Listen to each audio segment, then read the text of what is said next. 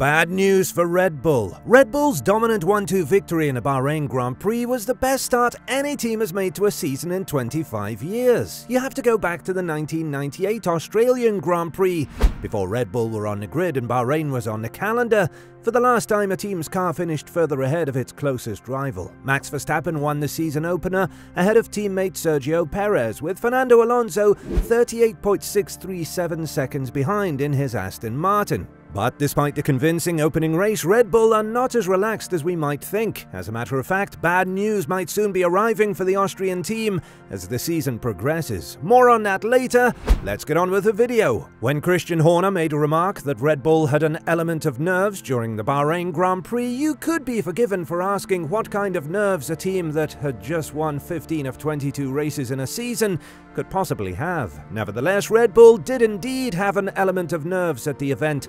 The RB18 is one of the most successful chassis ever produced for Formula 1, and the way that it ran in the preseason testing suggested that the RB19 would continue that success. The RB18 was one of the most successful chassis ever constructed for Formula 1, yet despite the fact that it appeared as though Red Bull would dominate the weekend of the Bahrain Grand Prix, with Aston Martin posing a bit of a threat, they were in fact forced to chase after a setup that almost ruined their entire weekend. But that didn't happen, and Red Bull dominated like they did. And although things might be looking very good for the Austrians now, as the season progresses, things are likely to change. Because they were so dominant in Scuderia, George Russell made the astonishing claim that Red Bull will win every race in 2023.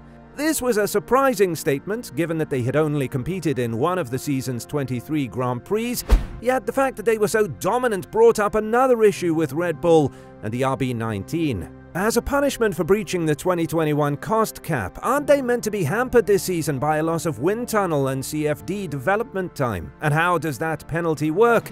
Let's see. Red Bull got a $7 million fine and 10% cut in how much they could use their wind tunnel and CFD. As the 2022 champions, the Milton Keynes teams would expect to have 70% of the aero testing time on the new sliding scale for development time. With a 10% cut, the total is now 63%, with Ferrari at 75% and Mercedes at 80%. Williams, on the other hand, will get 115% of the development time because they came in last. The idea is to give teams that did poorly in a season more time to improve so that they can catch up to the top teams who get less time. So why did Verstappen and Sergio Perez beat the Scuderia in Bahrain, even though Red Bull's cars are 13% worse than Ferrari's? The RB19 of 2023 would have been planned, made and ready for launch in the second half of 2022, when there was no cost cap. Since Verstappen was almost certain to win the 2022 title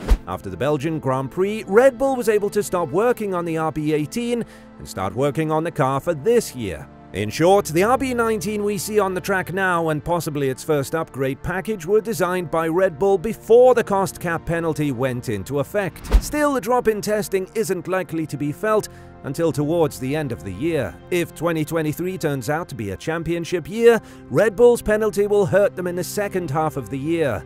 Ferrari looks like the most likely team to stop a Verstappen victory world tour. And if, as Russell worries, Christian Horner's team can win every race, the RB20 of 2024 will take most of the punishment if the focus is taken off the RB19 in the summer, when it's clear who's going to win the titles. This is why, at Red Bull, they are very cautious. While the team had claimed that the sanction would be a big handicap in its hopes of finding improvements for its RB19, it has actually managed to produce a car that looks further in front than even last year's RB18. Horner reckons that one of the upsides of being hit with the penalty was that it ensured the team sharpened its approach to managing wind tunnel time better. I think it focuses everybody's minds and it drives efficiency, he said when asked by media about the impact of the punishment on the mindset of team staff. What we lost in wind tunnel time, we gained in motivation. But while Red Bull has appeared to suffer little from the reduction in aero development time so far, Horner still believes that there could yet be long-term consequences from it. It is something you have to view over 12 months, because it is not just this year's car, it is also next year's car, he explained. I think the really positive thing for us is that we are not dealing with a fundamental issue that soaks up that resource and time.